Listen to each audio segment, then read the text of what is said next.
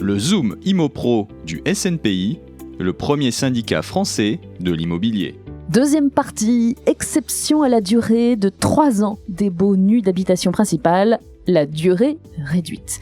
À titre exceptionnel, la durée initiale de 3 ans du bail à usage d'habitation principale peut être réduite. Mais attention, cette faculté est réservée aux bailleurs, personnes physiques, aux sociétés civiles familiales et aux indivisions, et elle implique de strictes conditions. Première condition, un événement et un motif.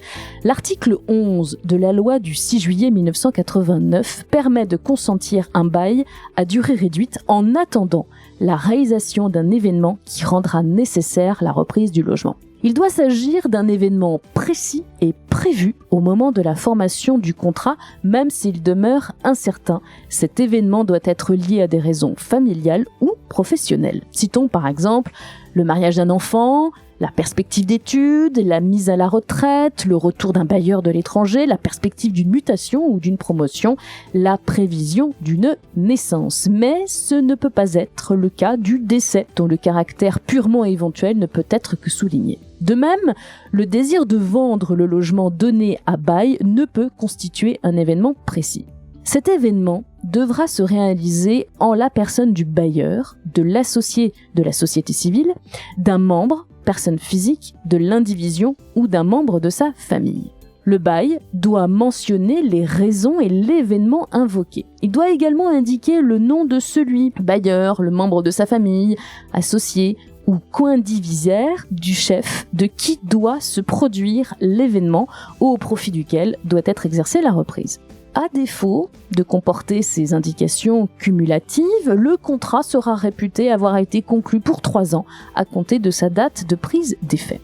Deuxième condition, une durée réduite minimale. La durée réduite du contrat est au minimum d'1 année. Elle peut être comptée en mois, en semaines ou en jours.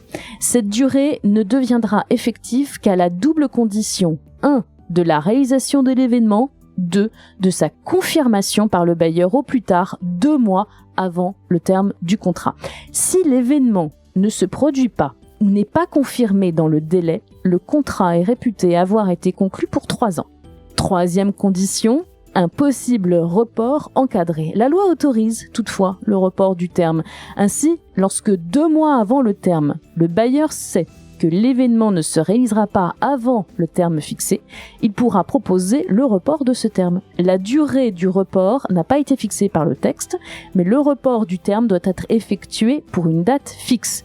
Si l'événement ne survient pas ou n'est pas confirmé dans le délai de 2 mois précédant le terme reporté, le contrat sera réputé définitivement être de 3 ans, sans aucune possibilité nouvelle de report.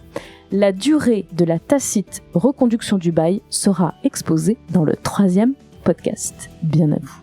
Retrouvez tous nos Zooms ImoPro sur snpi.fr via votre accès adhérent.